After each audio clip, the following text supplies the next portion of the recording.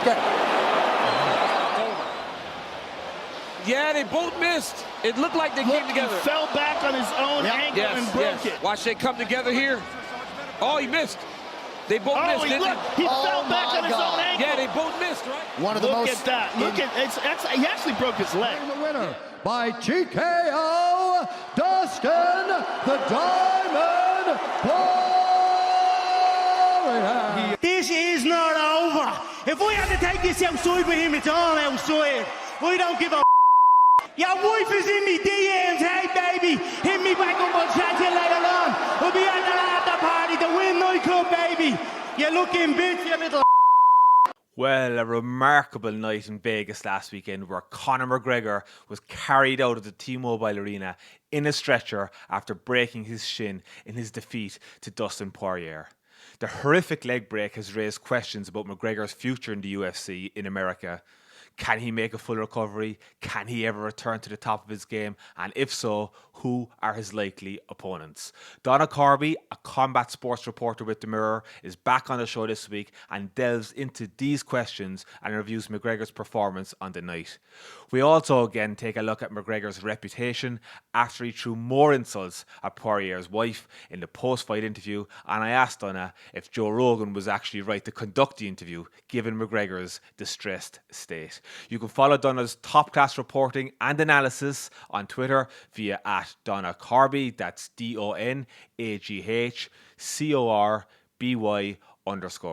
And don't forget to check out our updated website, thelonghaulpodcast.com, for the latest Irish-American sports news stories, including New York GAA reports. All of our podcasts are up on the site too. If you'd like to suggest a story or submit one yourself, please DM us on social media. So I'm back here with Donagh Corby from the Mirror, an MMA journalist. He was on with us last week to preview the Conor McGregor clash with Dustin Poirier. It was touted, Donagh, as the final chapter to settle a trilogy, but in the end, it probably raised more questions than it answered. How did you think it went? What's your prognosis on the fight? Yeah, look, it was a good event. It was a great event. There was a lot of great stuff happening. Unfortunately, main event did not play out as many people wanted it to. I don't think that Dustin Poirier won the first round as decisively as everyone keeps saying he did.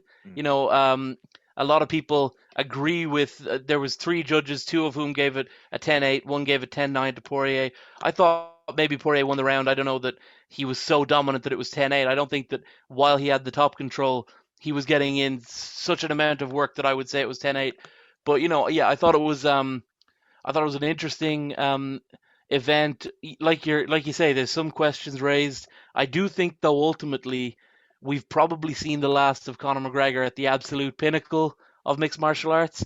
That injury is so gnarly. I've never seen anyone come back from an injury like that, really in any sport, and be top of the range. You know, you look at Eduardo, who was playing for Arsenal years ago, and he got an injury like that against Birmingham City in one game, and he got back to playing for Arsenal, but he was never, you know, a world-class player again. And the same with Anderson Silva. He was considered the greatest mixed martial artist of all time. A lot of people still consider him that, but geez, his record since he lost to Chris Weidman that second time is really not too great at all. And so same with, I would imagine we're not going to see Chris Weidman come back and become middleweight champion again.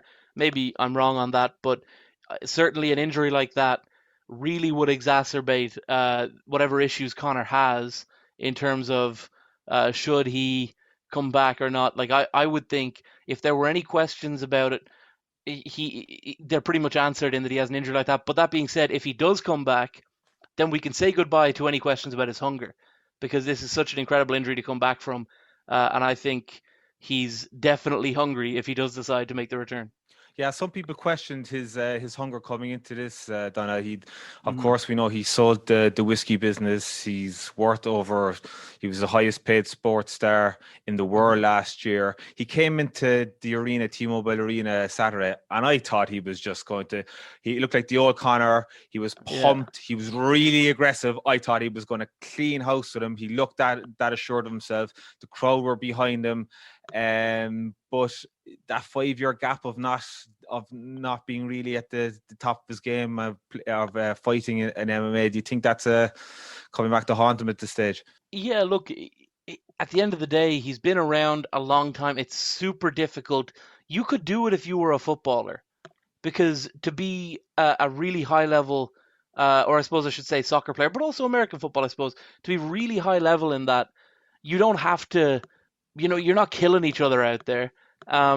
These guys are competing in a particularly dangerous sport, and it's not really like natural to want to fight like that. You really have to have a desire, like the young hungry fighters do. And look, not only does Conor have all this money and stuff, but Dustin Poirier was making the very good point. He's also got 2 world championships. He's also got his legacy precedes him.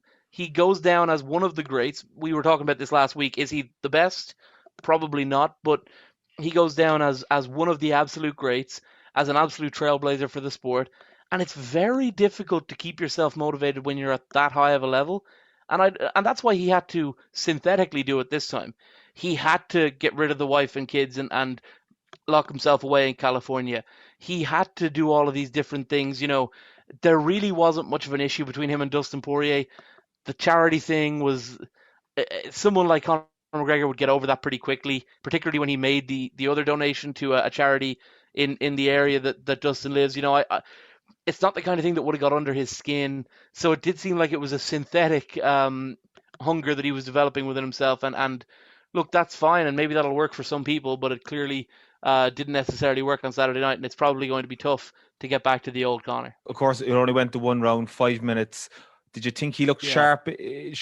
At least when he was on the ground, he was landing some blows. There's a bit of dispute about who was on top, down on the ground.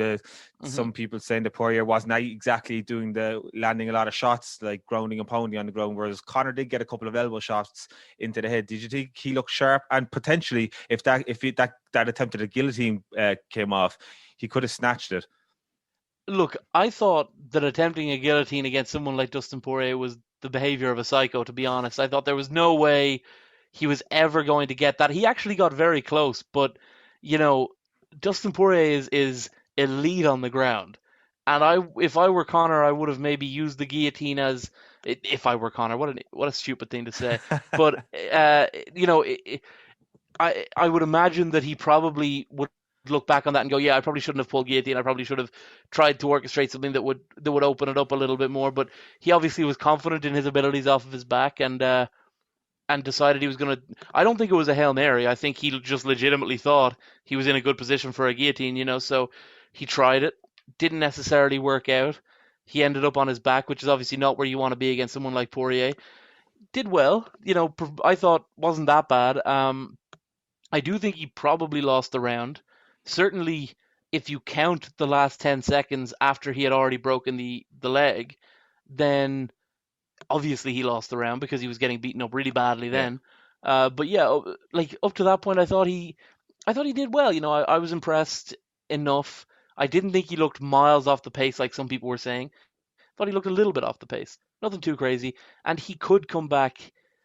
Had it not been for an injury that bad, he could come back. I don't know if he will. We'll see. Yeah, it's amazing now how the narrative can go both ways, that both fighters can, well, obviously Poirier won it, but McGregor can also claim, that he would have won, and he can hold that narrative for another year. The fact that he's adamant that he would have won it in the second round, that he got up and it was just a freak incident. Yeah, look, it really does get in the way of things, because I'm not really super interested in seeing Poirier McGregor 3 or 4. Sorry. I think we kind of know where that goes. What I would love is for him to probably come back and look, it would be really nice if he fought a contender, if he fought someone in, he's number 7 now. If he fought someone, I believe RDA is ranked a few above him, like that'd be a nice fight. If he decided he was going to come back and try to contend. I also think he looked so well at the weight, particularly going into the rematch, the one in January. He looked like he made 155 on the button super easily. I really do wonder, like, if he really pushed himself, and that would get the hunger back. If he went down to featherweight again, I think he'd have a lot of interesting matchups again. But yeah, I don't know how much I would love to see McGregor versus Poirier for, I also don't know that he would have won that fight if he didn't get injured. I think we haven't really seen any indication that that's the case. But Yeah, I was listening to John Kavanagh in the aftermath. He said that they were practicing for the guillotine, that they identified that as an opportunity to take advantage of, and he said it was just slipped out of reach. So they were practicing it. So it's an interesting. yeah. No, it makes sense. Like I say, I thought it was a crazy thing to do. I think a lot of people would agree with that. I think Dustin Poirier would agree. I would imagine that when Conor pulled the guillotine, I'm sure Poirier was thinking. I'm sure he was shocked initially, like, "Oh my gosh, how am I going to get out of this?" And then immediately was kind of thinking, "Oh my gosh, this is great. This is such fantastic work for me." But yeah, I think it wasn't that bad of a performance from Conor, to be honest. And I think pulling the guillotine, look, he tried something, didn't work. He ended up back on his feet, so maybe he would have won. Actually, now that I think of it, I have to watch it again.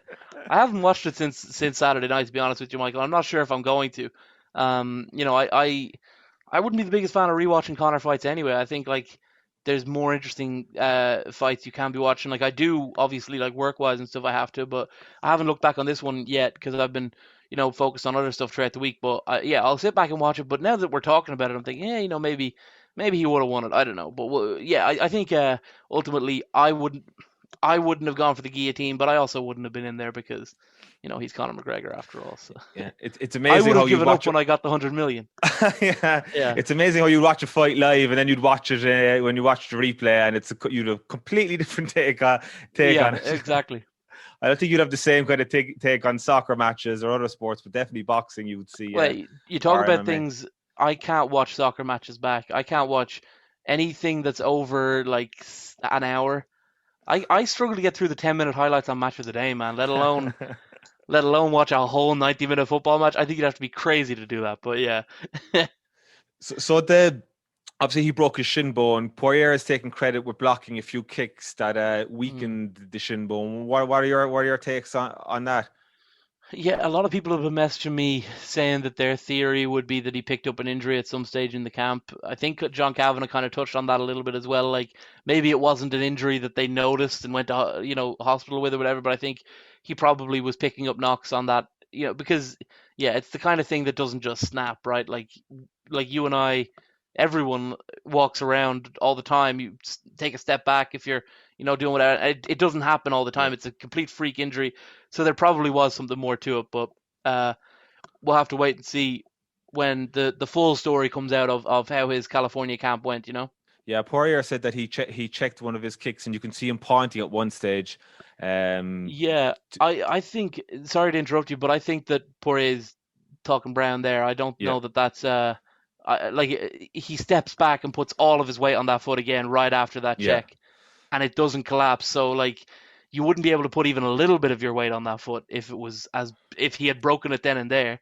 So it probably didn't help, but I think that he just broke it stepping back off of the kick that he threw. But I think I think Poirier's wrong on that one. But then again, like I say, we'd have to look at it again and examine every frame, and we would probably need to be told by whoever it is, Kavanagh, Owen, Roddy, someone of the training partners, this is what happened during training. So I'm sure the whole story will come out eventually, but I know that Conor doesn't love making excuses. I know that he prefers winning, if he's lost, he prefers to win again and then come and tell everyone what was wrong with him the first time, which is kind of how fighters are in general. He's not an excuse guy, so I guess he's made some excuses, but I think we'll find out soon enough what the whole story was, and then we'll be able to analyze it a bit better. Yeah, he is. In the past, he's been quite honest in his post-fight analysis, hasn't he? He goes through bit by bit. He'd release clips on Instagram or social media or whatever, and he goes through them. And same with Kavanagh, they're both quite honest when they're picking apart fights. But let's go back to when the shin broke. He fell to the ground. There's more in typical Conor McGregor fashion. He went out all guns blazing, win or lose. He was making the headlines the following day. He was on the ground. Joe Rogan came over to him. Joe Rogan's after getting into a bit of stick for interviewing on the ground. From one reporter to another, would you have done the same thing? Yeah, no, look, it's not even from one reporter to another, although I appreciate that. I'm sure you would have done the same, Michael. But when it comes to just being what do they call journalists today? Content creator. Yeah. God Almighty, man, what great content that was. Connor's got that angry look, and look, Connor seems, from what we could see on social media, he seems almost delighted that the interview happened himself. He posted pictures of it and said, "Oh, frame that in the studio, Joe," and all this stuff. So, yeah, look, it was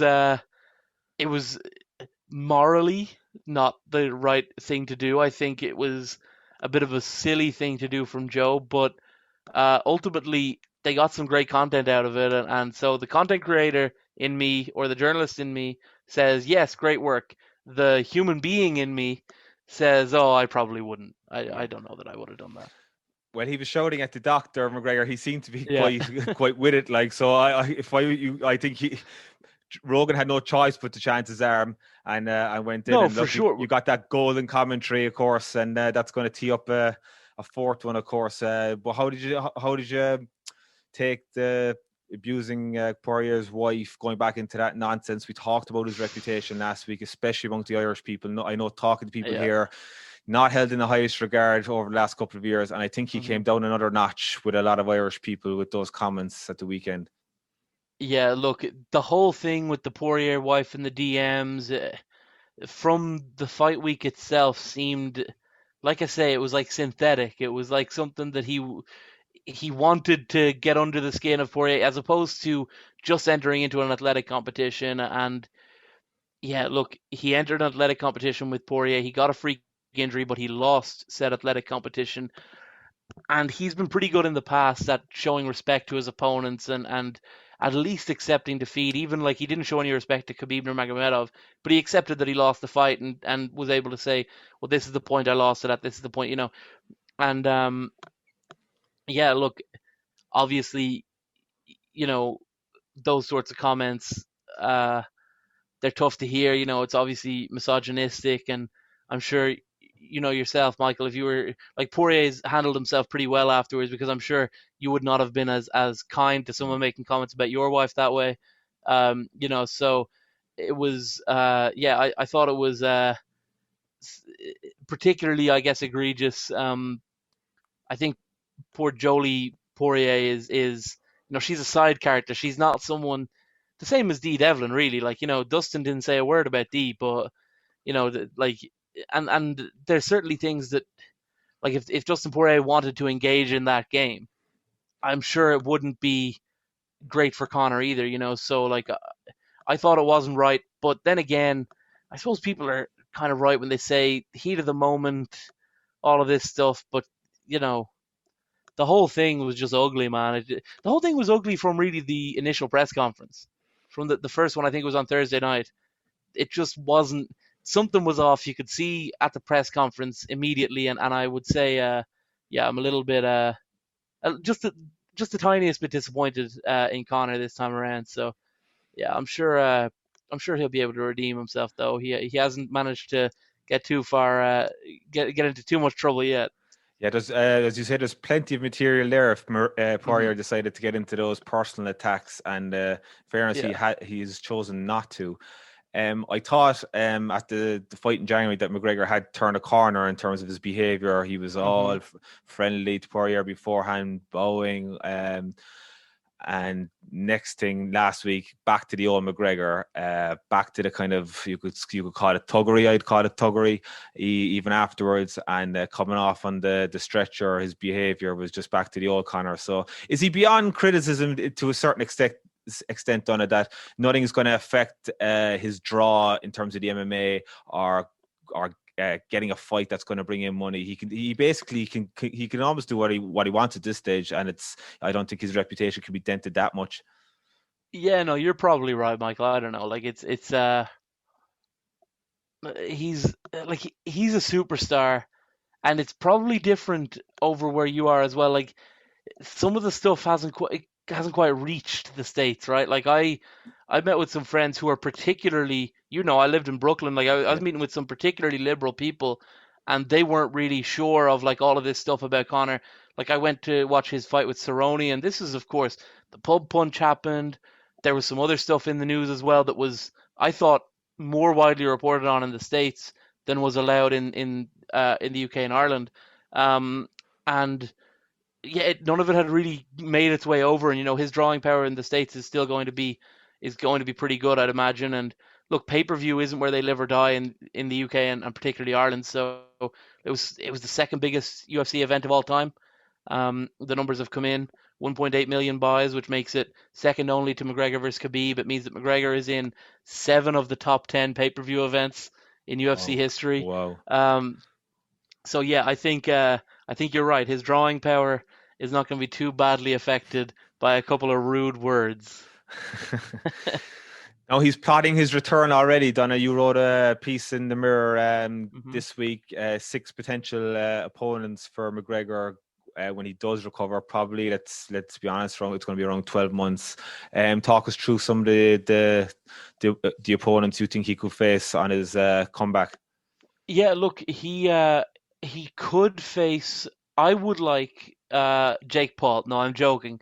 I would love for him to fight Rafael dos Anjos next.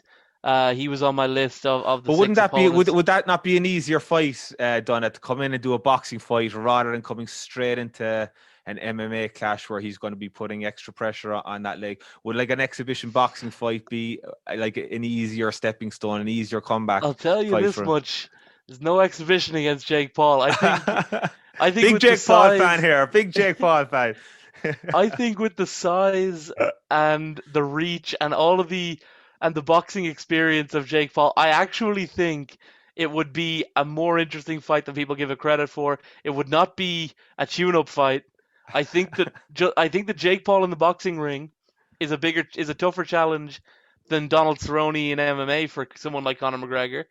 So yeah, I think that would be an interesting one. I don't love the idea of him actually going to boxing though. I would like him to fight Jake a while down the line when he's truly finished with MMA. But yeah, I personally, I know that in my list I had Nate Diaz at number 1 because that seems to be the fight that makes the most sense. But I know that Dana White isn't super keen on doing that trilogy. So yeah, RDA, maybe Rafael dos Anjos. They were supposed to fight in 2016. You don't think he would pull in the numbers for the Diaz trilogy?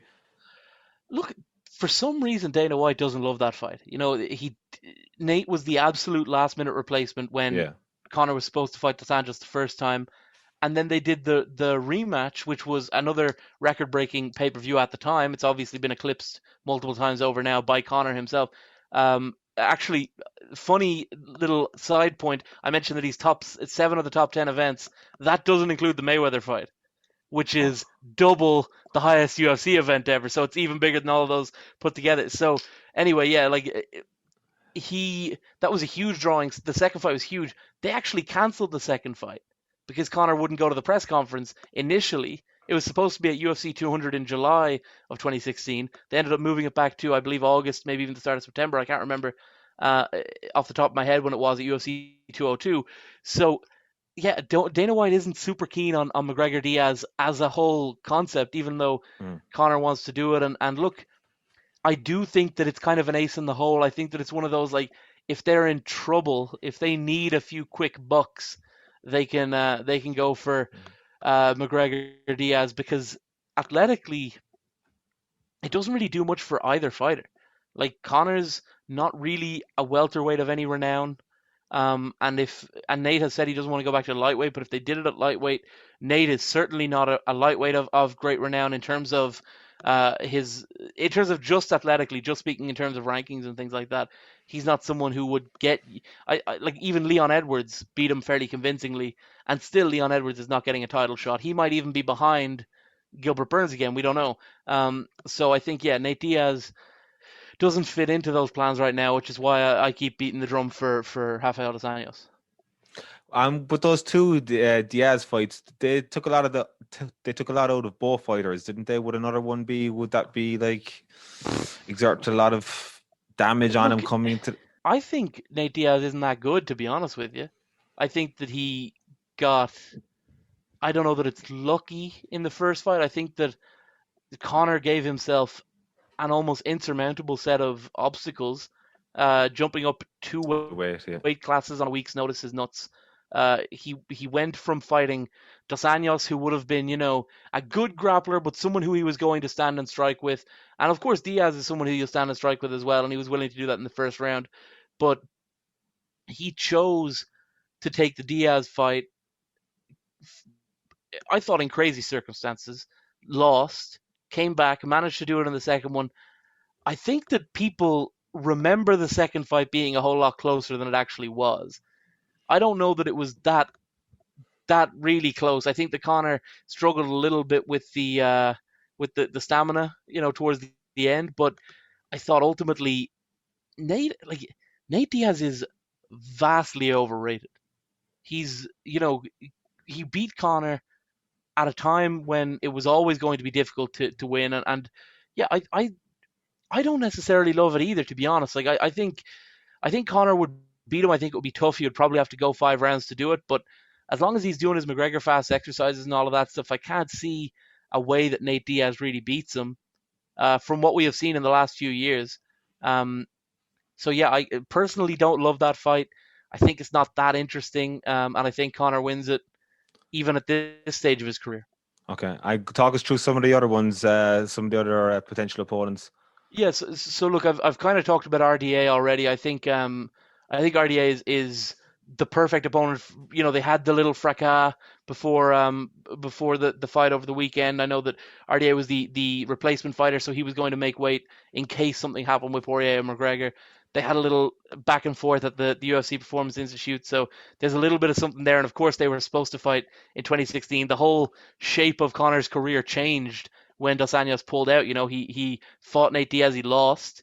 He had to go back and fight Nate again, which pushed back the eventual fight with Eddie Alvarez that was for the title, and that ultimately meant that he became he ended up boxing Floyd Mayweather in 2017, which I'm sure they would have loved to have done in 2016, while Mayweather was still pretty hot off of the back of beating Manny. He had fought Andre Berto between, but he was still hot off of beating Manny Pacquiao and then fighting Andre Berto. So yeah, I think RDA would be a great fight. Then you got Justin Gaethje, who for me stylistically is the perfect matchup for Conor. I think he's someone who will stand there and allow Conor to do exactly what he wants to do on the feet. He's a great wrestler. He's not going to use any of that, as we saw against Khabib, and as we tend to see in this sport. Yoel Romero is another great wrestler at middleweight who just doesn't take people down. He could have easily beaten Israel Adesanya with the skill set he had, and he chose not to. Justin Gaethje, the same. He could easily beat Conor if he chose to use the skill set properly. He won't, and Conor, I think, would beat him. Michael Chandler, actually a really exciting fight as well. I actually really love the Michael Chandler fight. I would imagine the loser of Gaethje and Chandler, which is supposed to be happening in a few weeks, I would imagine the loser of that, would probably face Conor, because the winner will face the winner of Oliveira and Poirier. So I would love Chandler versus McGregor. Michael Chandler, of course, formerly the primary face of Bellator. So that's another little angle. You have the greatest in Bellator versus the greatest in the UFC. That would be a lot of fun.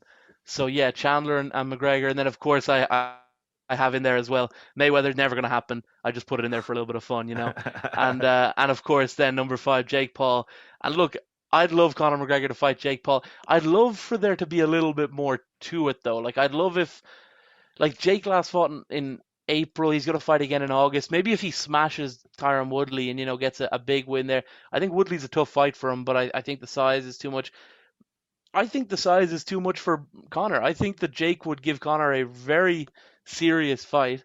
From what I hear in Jake's camp, he and his brother Logan are doing very, very well at the moment. His brother Logan got back in sparring a couple of days ago for the first time since his bout with Mayweather, and Jake is, of course, hard at work for August 29th when he fights Tyron Woodley. So, yeah, I think the Jake Paul and McGregor fight would be a lot of fun, but not right now. What weight is Jake Paul? Gigantic. He's 200 pounds right now walking around. He's going to fight Woodley at 190. So I guess he could probably, if it meant fighting someone at the level of Conor McGregor, I'm sure he could cut the extra 10 and get to 180. And that would, like, obviously he wouldn't want to, he would love to not do that. But if it's a fight of the magnitude of fighting Conor McGregor, he probably would be able to. But I think, yeah, size-wise, reach-wise. Conor's will have never fought anyone that big, just density-wise in his career. So I think, yeah, there's a lot of intriguing factors there that would make that more interesting than Logan versus Floyd was, and that would probably make it more, like, to be honest with you, I don't see a great deal of interest in McGregor Poirier 4. I think we all kind of know how that would generally go. So I think Jake versus Conor is not a million miles away, but it really, really is not something we should be talking about for another little while yet. And what about a potential appearance in the WWE? That would be great. And look, Tyson Fury did that when he was injured. Now, that wasn't as severe of an injury, but he wasn't able to fight after he fought Otto Wallin, which was his last bout before the rematch with Wilder. Did he get 10 million for that, Fury? Was that? Yeah, that sounds right, because there was a Saudi Arabia deal involved in that. So they wouldn't necessarily pay Tyson Fury that if it was just for American shows, but these Saudi shows pay obscene amounts, and they really wanted the world heavyweight champion there, and they were going to have Joshua there in December, and I'm sure they wanted to introduce Tyson as well as Joshua to the market there. So I'm sure there was a lot of different reasons for why he got paid so well. But yeah, Conor McGregor in the WWE would be massive. I think it's something he could do when he's in better shape. Like, I think he could do it while recovering, while doing his rehab. There's ways around getting involved in that. But yeah, I think to be honest with you, a little run in the WWE would be a nice way to break things up for him for a little while. He's also tiny, though, by wrestling standards. Like, he walks around about 175, 180, which would be minuscule compared to a lot of these guys. So he'd probably end up having to wrestle with the 205 Live fighters. But yeah, I think that would be a lot of fun. Hey, Floyd Mayweather took on the Big Show. That's true. And Floyd knocked him out, man. That's true. So yeah, I think Conor could easily knock out not Braun Strowman anymore, but who's the big? I know AJ Styles has a big giant with him at the moment. Jordan is his first name. I can't remember his surname, but yeah, let's do Conor McGregor versus the 7-foot guy that hangs out with AJ Styles. That'll be fun. Do you think he's any regrets? I probably know the answer to this. It's no, but stepping away from MMA a couple of years ago to fight Floyd Mayweather, obviously won all that cash. He was able to launch the whiskey the following day or the following night, and he's after cementing his place as he's set for life, hundreds of millions of dollars in the bank. Mm-hmm. But his legacy is an MMA fighter. If he was to stay at the top of his game the last couple of years, how far do you think he would have went in the sport? I don't know, to be honest with you. Like, his first contender would have been Khabib. If he never fought Mayweather, he would have probably had to either jump back down to featherweight and defend against. There wasn't really many options at the time. I think Max Holloway was beating Jose Aldo around that time, so he would have had to do a rematch with Max Holloway, who he beat on one leg. It's not a super intriguing rematch. Or he would have had to fight Khabib, who, as we found out, probably would have beat him. I don't think it would have been as comprehensive. I think, like, my personal theory is that Khabib was on the undercard of McGregor's fight with Alvarez in New York at UFC 205, and I believe that if Alvarez had pulled out and Khabib had been elevated to that main event, on that particular night, Conor would have actually beaten Khabib. I think there's literally no lightweight in the world in history who could have beaten Conor that particular night. But yeah, look, at that point, he really had kind of cleared out featherweight. Frankie Edgar wasn't really a very realistic prospect anymore. Now, there were a few decent names he could have fought at lightweight. He could have jumped up to welterweight as well, and that really would have been legacy defining, and I think Woodley would have been a real interesting fight for him. I think Usman at the moment would smash him. I think Colby Covington would probably beat him. But yeah, I think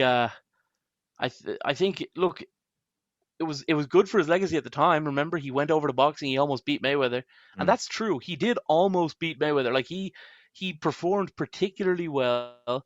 I thought it was a little bit of an early stoppage. He would have lost the fight regardless, but I thought maybe the referee could have let that go a little bit longer.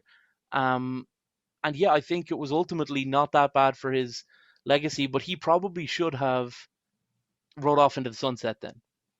He probably should have taken the 100 million, said, here's my whiskey business.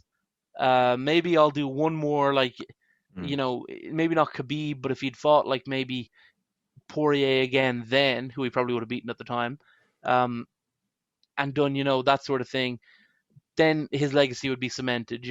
I think I said it to you last week as well. I think his legacy was also hurt by between the Poirier fight and the Mendes fight, the first one with Poirier and the Mendes fight where he won his interim title.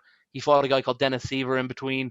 That hurt his legacy too, because people took that one fight, which was a step back from Poirier, and thought, oh, they're feeding McGregor all these guys. But he had just beaten Max Holloway, who was a future champion. He'd just beaten Diego Brandao, who had won the Ultimate Fighter. He'd just beaten Dustin Poirier, who would eventually become a future champion.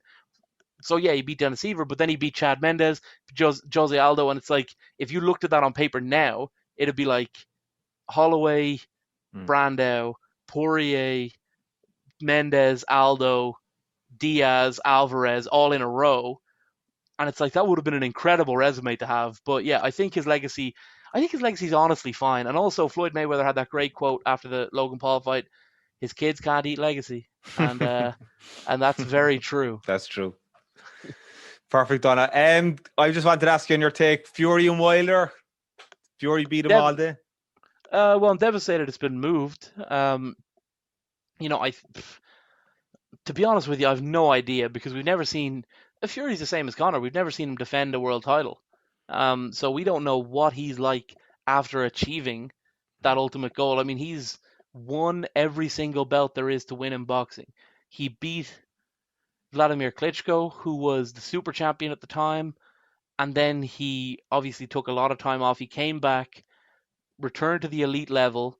I thought, along with a lot of people, that he beat Wilder in the first fight, and then he put a decisive finish on that in the second fight, after having also beaten Tom Schwartz and Otto Wallin. So, we'll see. I think Wilder does have that great equalizer, but he's also severely limited in his technical boxing ability, as you know. So, look, he could knock Fury out. It's possible.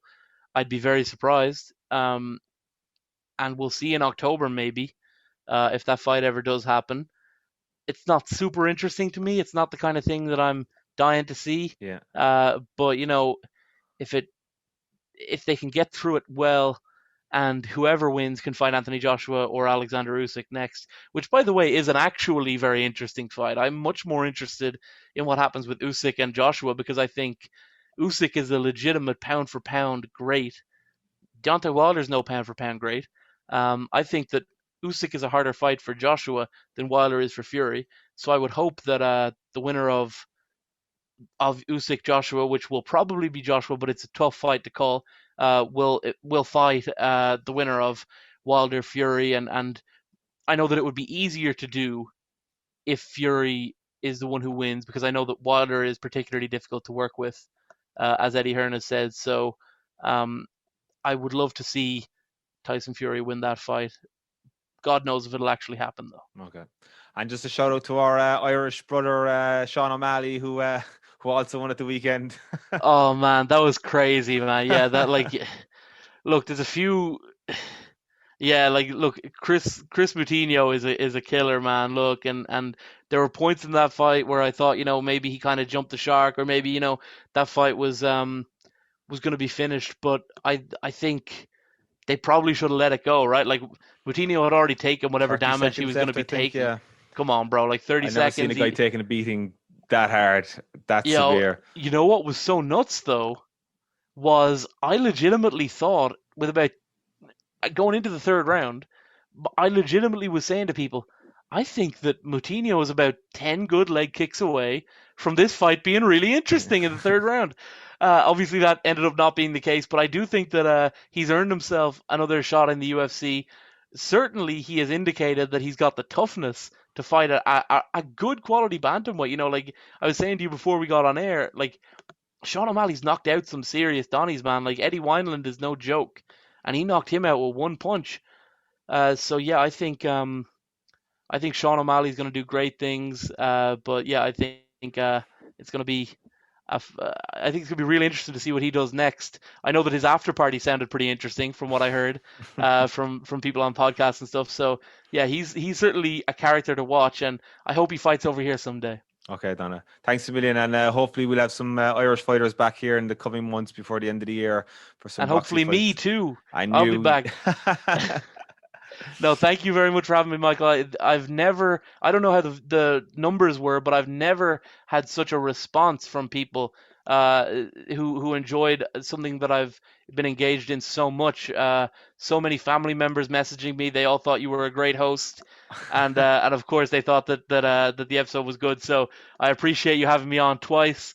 No problem. It means It's a an great honor. deal to me, and Your thank you, sir. story, a lot of people said it to me, your backstory, if people want to go back and listen to the opening 10 minutes about that CAO form and how important it is to fill out. Yeah.